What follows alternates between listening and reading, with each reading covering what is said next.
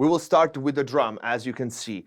We are a Harmony studio. This is Matt. He's going to be my assistant today, and he's usually the resident engineer here at Harmony. So I work here at Harmony. We did a lot of things together already, but he knows the studio better than me. So when you work in another studio, in a studio that you're not completely familiar with, the assistant, the resident engineer is your best friend. So I asked Matt where we should put the drum first, because he knows the room better than I do. And we already set up the microphones, so we're gonna go through each one of them, okay? So first thing, I wanna go to the snare drum, because we did something different here. First of all, we are not using the usual SM57 on the top of the snare, but we are using Artworks DM20. And we are using those mics, you can see them here, also for tom and the floor tom. And I'm gonna just tweak the position for you guys. What I like about these mics, of course, is they're clip-on, so there's no stands around the drum. It's a lot easier to mount them. About the position, what I like for drums is usually to try to point the capsule at the center of the drum.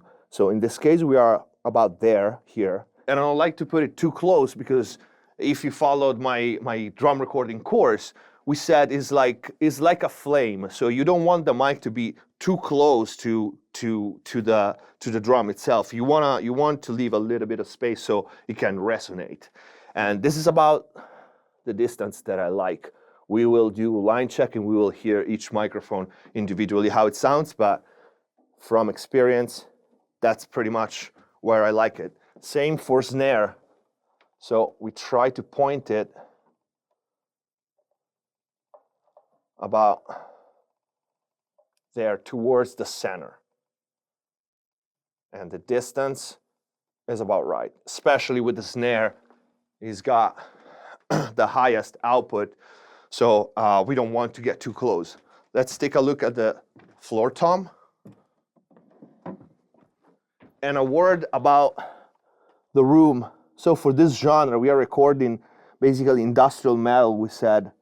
So I don't necessarily need a roomy room, a reverbery room. So this place is perfect. We have a high enough ceiling, so it's not dead, but we have a lot of control. For this genre, I prefer that. Some people even record drums in booth for this reason, because in this genre, we will see that when we break down the mix, we are probably gonna use samples. It fits the genre, okay? We are not gonna replace completely the acoustic drum. We're gonna enhance it with samples. But again, even the reverb, the ambience that we will add, I usually tend to prefer to add it myself, unless I have a super amazing room that most people watching this course probably don't have access to. So this is more a real life situation. So after that, we have still on the snare, a second mic, which is the usual SM57 at the bottom. We will need that for sure. And then here, the wild card. So this is something I've always done with drums in general, rock or metal. So I usually like an AK-414 on the side of the snare. So this is about the right height. And ballpark the distance between this side, this mic on the side and the mic on the top. But we are about there. We will check it on Pro Tools after a first test where we are with the phase, with the time alignment. So we have 3 microphones on the snare only, top, bottom, and side. This is still a little too low for me. So of course, the purpose of this one is to capture the body. So we have the top, the snap, the crack with the DM20, the bottom with the SM57, and this one should give me the body. Because again, I will enhance it with some samples, but I do want a pretty muscular snare sound to begin with. Shure 81, this is a pretty standard for a hi-hat position. It's about right. What I like to do is try to point it away from the snare as much as possible. So the mic is pretty tall, so I cannot put it right here. It would be in the way of the drummer, but you can do that. You can try to put the mic even between, you know, the hi-hat and the cymbal, so that it cuts out the bleed from the snare as much as possible. So this should be a good placement. We will hear that again while we do a first test. Next one, I actually want to go to the kick drum. And if you follow me here, we have this fancy sub kick. Now, for those of you guys who don't know, sub kick is basically a speaker with inverted polarity on the XLR cable, and it works as a microphone instead of a usual speaker. This one will capture the low end of the kick, of course, and it's not going to be in phase with the in mic, which is an AK D12. You can see it there, because of course these are gonna be a different distance from the beater, from the head of the kick drum. We don't care. We will time align it later in mix, okay? So the AKG D12 will give us the punch, will give us the click of the kick, and the sub kick will give us, of course, the low end. Now I left the most important thing for me for last, which is the overhead. Matt placed these microphones the same, without knowing, the same way I do it, the same way I would do it. So instead of cutting the drum kit this way, we cut it diagonally. The reason to do this is because we want the kick and the snare, so the beater and the snare, to be pretty much at the center of the stereo image. Not only that, but this gives us also a wider stereo image compared to the space pair, which is usually what you see for rock, for metal, for all the pop genres, which is fine. It could work. It worked for many records.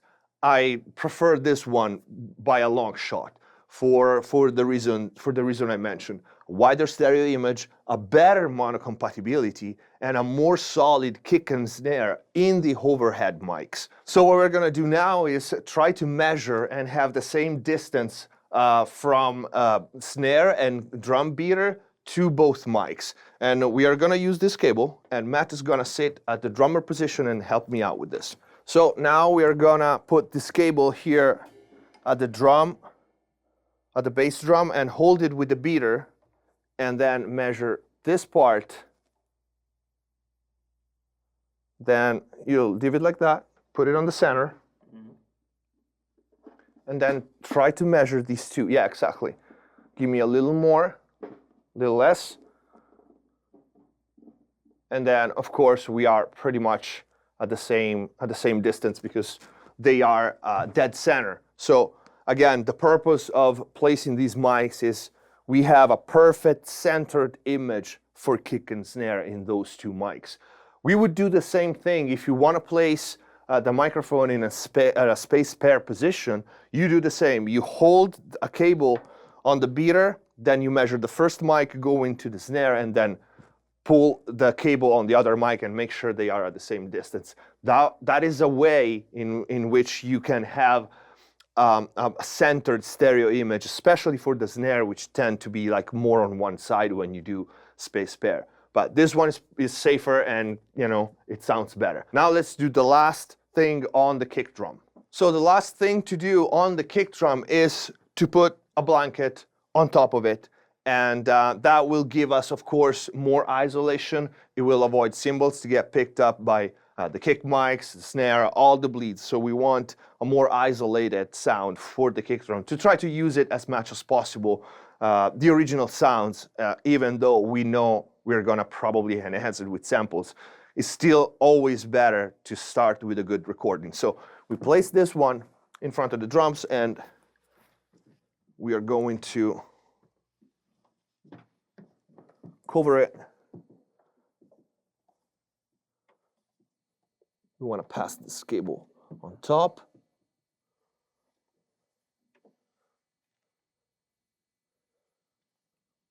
This also works not just for isolation, which is important, but it will also give us a different sound, obviously.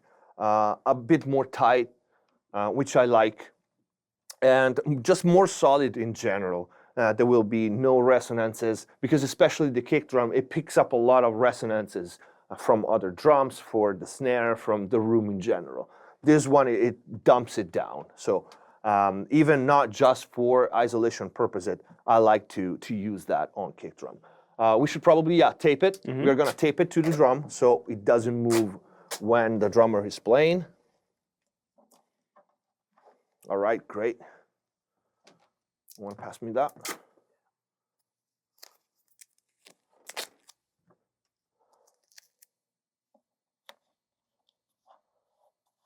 Of course, always have tape in studio.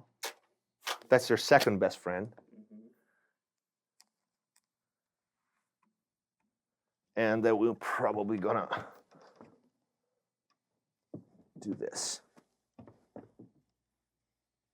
And make sure it touches the floor on both parts if possible. And one important thing, the blanket that you use needs to be camo. Otherwise, it doesn't work.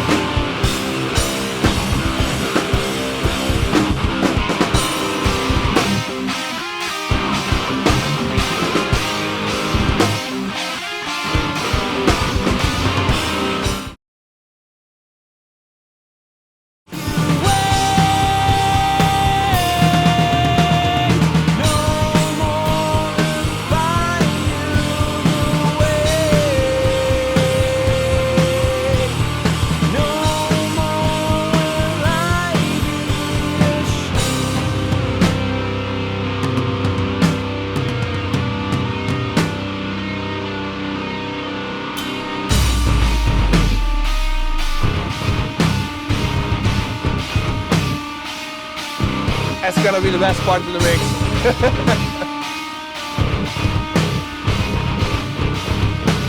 I basically picked this song for the breakdown.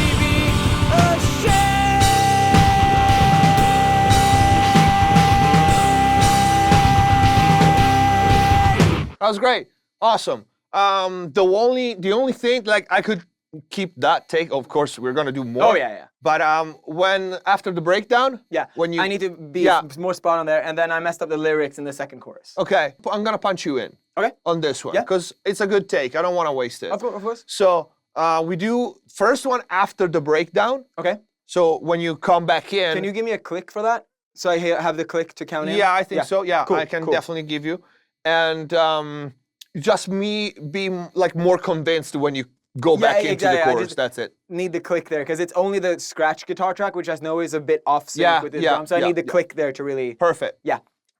From the breakdown. Yeah.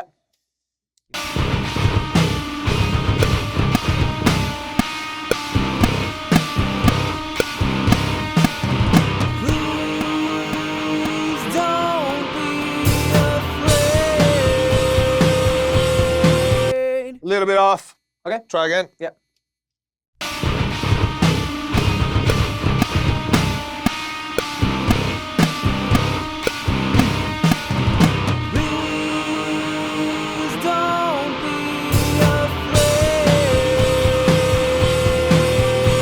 Okay. I have the other afraid that is better. I'm just gonna stop the recording like right there. Cool. And then there was the second chorus, you said? Yes. The second chorus, and specifically the third phrase is incorrect. I'm gonna punch you from the second phrase. Okay, cool.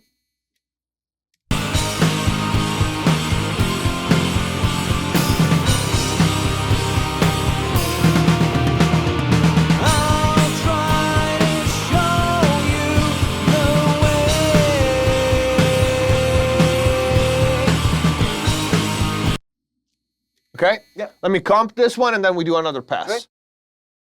All right, so listening to the part, what I'm thinking is arranging this kind of vocals is completely different from pop, obviously. So while on pop, we do words and like maybe stereo words here and there.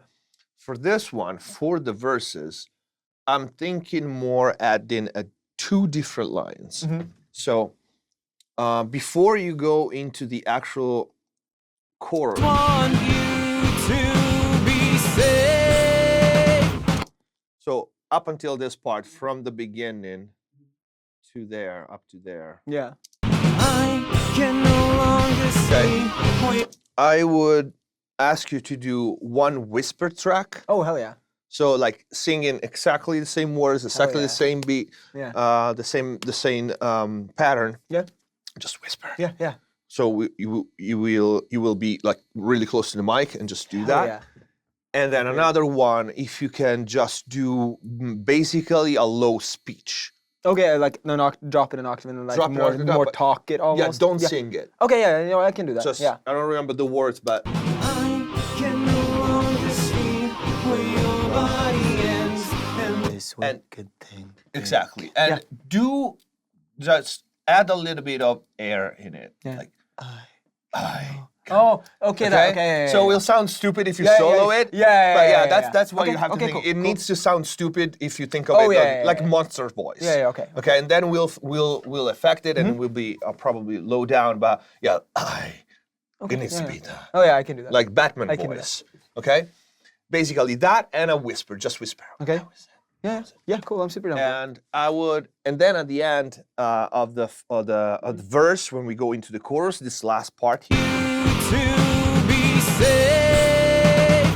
You to be saved. We are gonna do a stereo scream of that. Oh, okay. You to be saved. Okay. Yeah. And we'll drive that into the chorus. Hell yeah. So let's do another pass of this, start to finish, and then we start. With the background. Okay. Yep. Cool. I want to do something actually. I'm good with the 414 for screams. So I don't need the SM7 really. But what I want to do, I want to place an SM57 next to it. Maybe I'll use it as a trash mic later, but we're just gonna switch the U87 that is just sitting there with an SM57. We're gonna put it right next to the 414, drive it like crazy, and then just record that. We will use it or not, we don't care. Just gonna put, for the screams, this SM57 actually, right here next to the 414.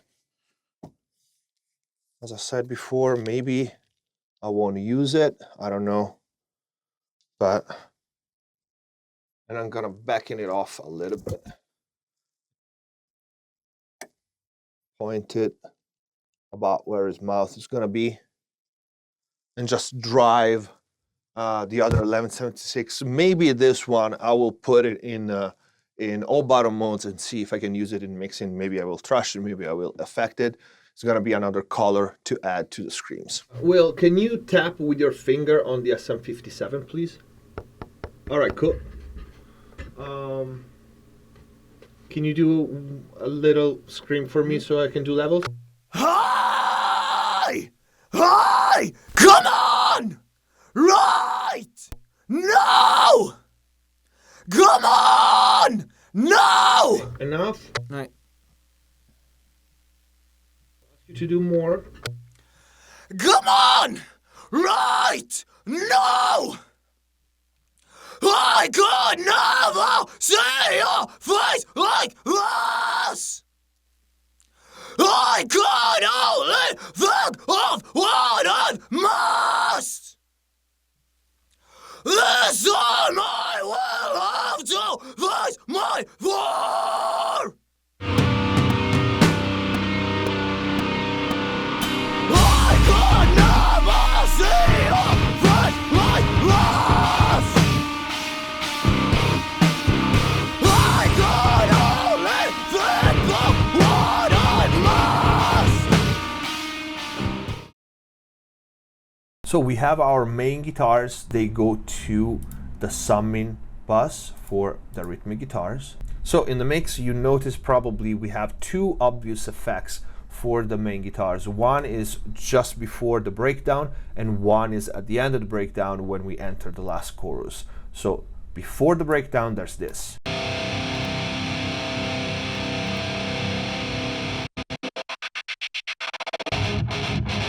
Okay, and this is done with the Tornado from Sugar Bites, and I used two effects if I don't remember wrong. One is the stutter and one is the filter, and they are both automated, Control 1 and Control 5. So let me open both the automations. Okay, so this one at the top is the filter, and this one at the bottom is the stutter that starts at 8th, I think, or 16th, and then it goes so fast as 64th.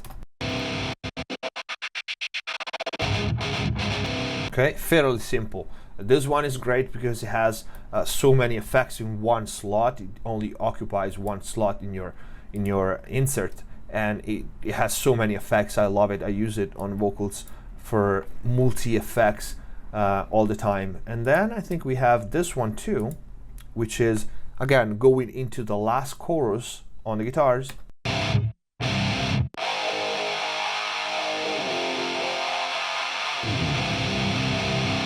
Super simple, it's just a filter. I just automated manually while the song was playing, just to taste. And we also have obviously another automation for the Tornado, but it's just a bypass. So when it's not doing anything, I just bypassed it just to make sure, you know, the sound doesn't change. So now let me show you some other interesting automation, because I did something on the actual volume of the guitars, but I had to do it with the trim. So in here you can see the automation. I put this trim plugin here. Here you can see the automation for the left trim and the right trim. Okay, so what I wanted to do basically was to lower the volume of one channel, left or right, in sync with the part at certain point. So let me show it.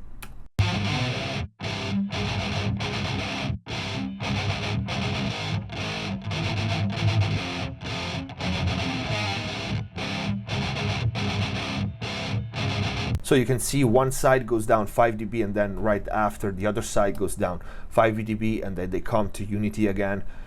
This effect is not really that much noticeable in the mix unless you know and then you pay attention to, but it has an effect for me that is, it builds up to the end of the verse when we enter the chorus, because finally when we get to that point, the left and right bouncing stops and you have the whole wall of guitars.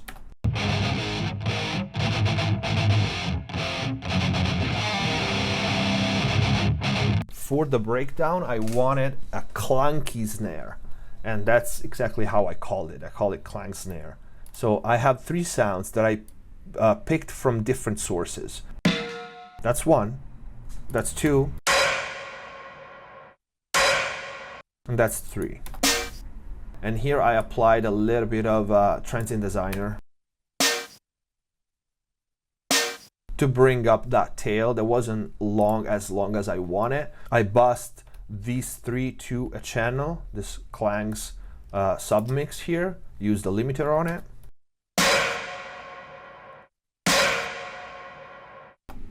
And then just the SSL, just in case I needed EQ, which I didn't. And if we solo the drum at this point,